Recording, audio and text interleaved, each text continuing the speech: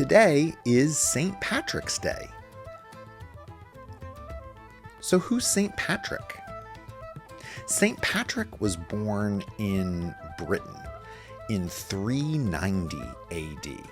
His father was a deacon in the church, and his father was a priest in the church.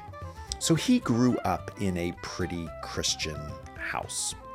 But St. Patrick didn't care about the church much at all.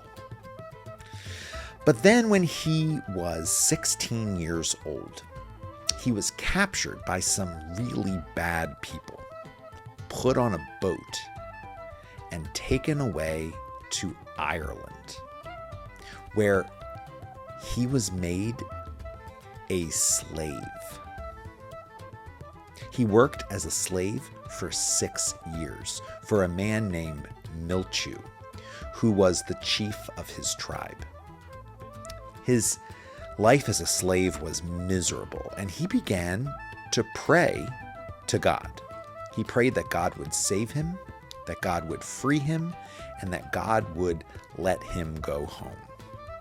And one day, he and a few of his fellow slaves escaped. They managed to make their way down to a boat. They got on the boat, and they sailed for Britain.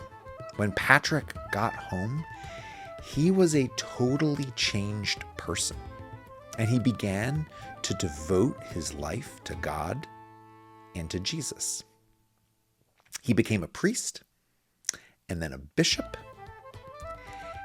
and he was sent back to Ireland to tell those people about Jesus. And you know what? Patrick was really, really good at telling people about Jesus, and lots and lots and lots of people became Christians because of his ministry.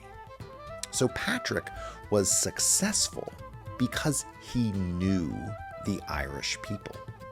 He had lived among them for 6 years.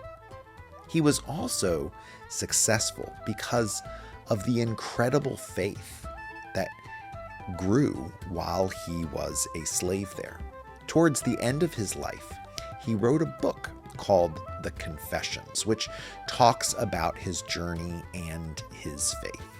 And in the 400s, he began to argue that slavery was a bad thing that needed to end.